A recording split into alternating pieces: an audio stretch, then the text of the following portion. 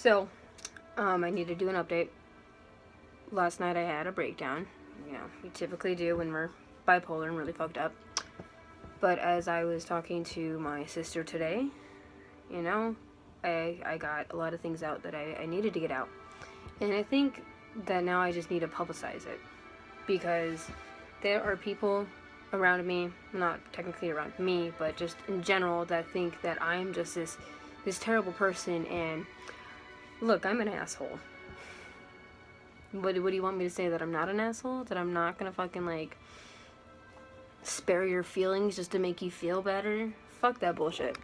I will hurt your feelings because I'd rather be brutally honest and fucking lie to your face. Okay? And I just got out of a relationship where I was controlled by literally everything that I did was controlled.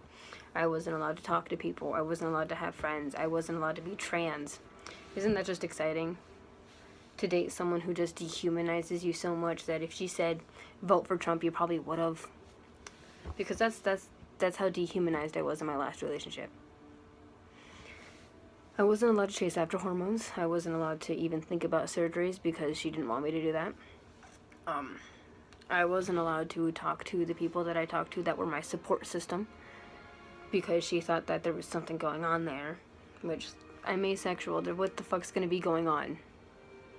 Besides, I need to talk to someone other than Miranda.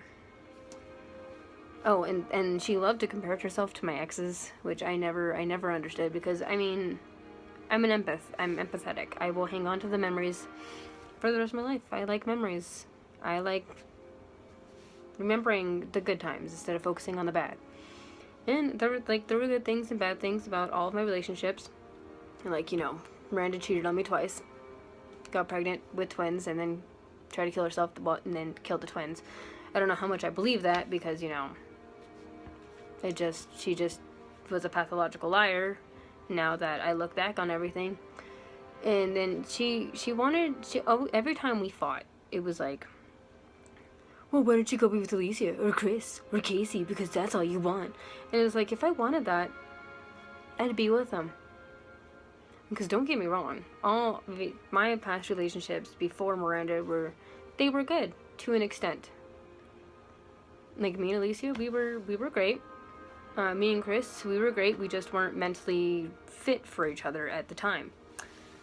Do I check in on Chris? I follow her here and there, make sure she's alive, make sure she's okay, and then I fuck off for another couple years. Alicia comes and goes. She checks in, makes sure I'm alive, make sure I'm fine. That's what friends do. Me and Bogan, we talk every once in a while. I love the fuck out of that human. I really do. She's just an overall great person. That if it was just like we ever had a chance to like rekindle that, I probably would. But we're friends, and I'm not gonna. You don't fuck with that type of thing anymore. But me and Miranda just, for a while there, I was happy. About a year and a half of dating, I was really happy. In December, I broke up with her because mentally I wasn't fit for a relationship at that time, and I told her that I needed her more as a friend than I needed her more as a fiance because we were engaged. And she said she understood. She said she'd be here when I got back, and then I started coming back around, but she was busy all the time. She was doing things with Brian. She was going out every weekend and getting drunk and just. And I got upset and I got hurt because I wasn't allowed to do anything, but she was allowed to do all of this stuff, and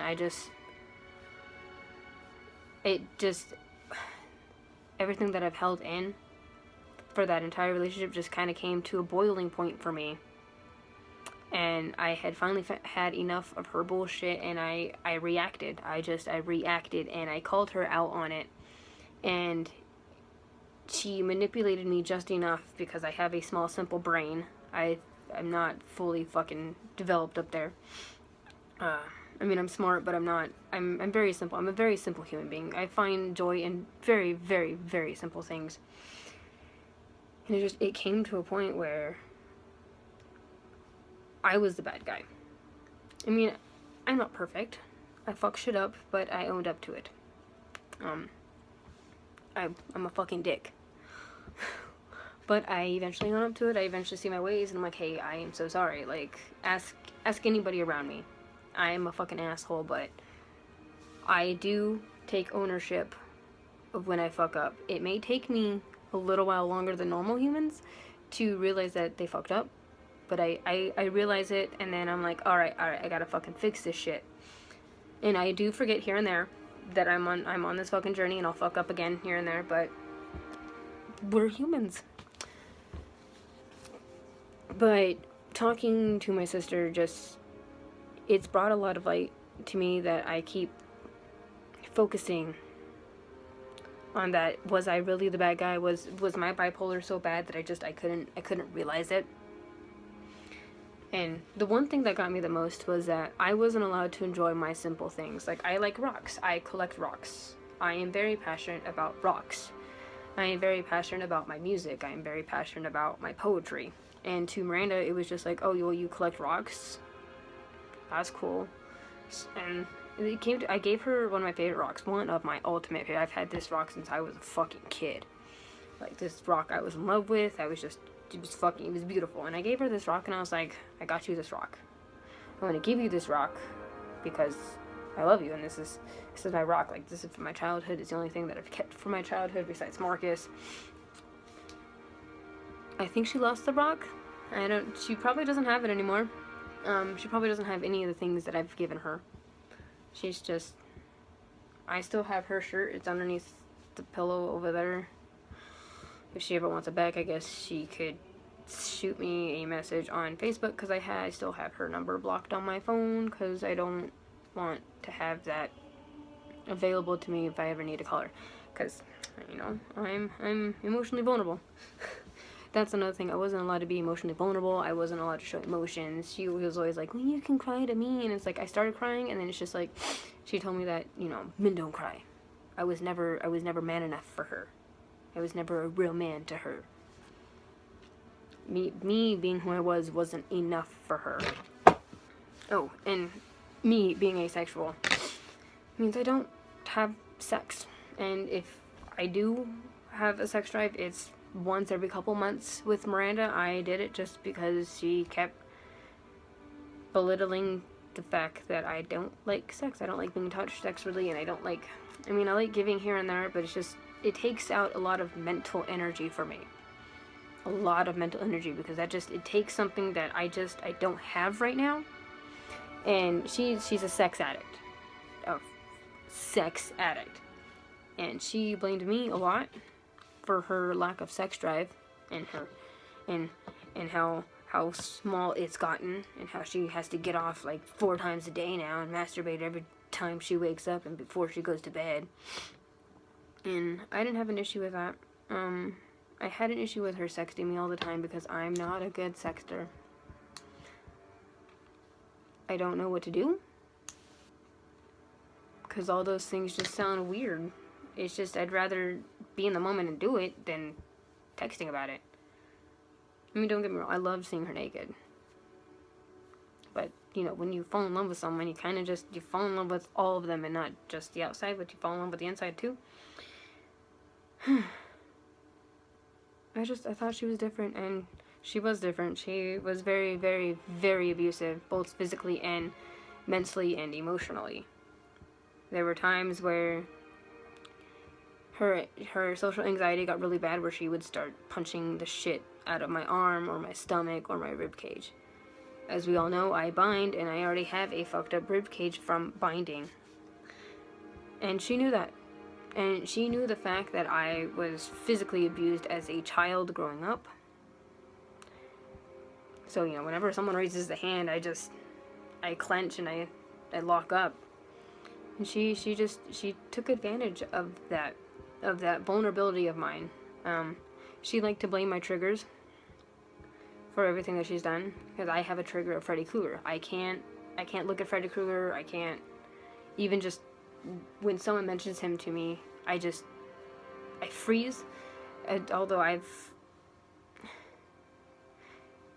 calmed down from that trigger a lot as I talk about it more.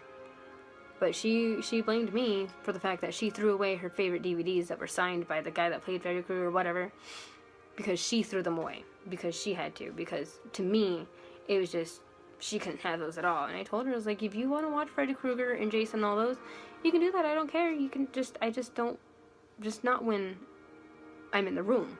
Like, if you're gonna watch that shit, be like, hey, I'm gonna watch this, and be like, alright, cool, I'll go to the living room or something, like, because I can't watch that shit. It just, the PTSD kicks in, and I'm like, having panic attacks, and can't sleep at night for the next, like, fucking week. And that's another thing I didn't understand. She wanted to put that blame on me, because she threw it away. I never told her to throw that shit away. I never told her to stop being friends with her friends. She doesn't even like her friends. She told me all the time how much she doesn't like her fucking friends. I understand, you know, talking shit about your friends, like, sarcastically and affectionately. Like, I talk shit about Casey all the time. Like, that fucking little shit is a little shit. But she's my little shit. And if anybody fucks with that little shit of mine, I'm gonna beat someone's ass. But Miranda, she just wanted to, like, belittle all her friends to me. And I sat there like, well, if you don't like them as friends, then why are you friends with them? Like, she dropped this liar of a dickbag called Eric, because he told her that that I wanted her dead. And I was like, all I did was text him, tell him to call you to see if you were alive, because you tried to kill yourself and wouldn't answer me. And then he asked me what was going on. I said, well, why don't you just talk to her? And that was the end of that conversation, but she wanted to blame me, saying that I was just a liar and that I was just using her. And I just, if I still had the screenshots, I'd pull that shit up, because it's just fucking ridiculous. But that's an update about my life, and now I'm slowly getting happier. I still have my highs and my lows. It's a bipolar disorder. Right now I'm working on building up a support system again, as I have to fix the bridges that I've burnt because of having Miranda control everything. I finally just got Megan back. That was the hardest thing of that relationship, was losing Megan. But I finally got Megan back, and I'm very excited. I'm very happy about it. I'm very happy to have my other half back. Very, very happy. So there's that update. That I know this is like 13 minutes long, but if you watched it, I love you guys.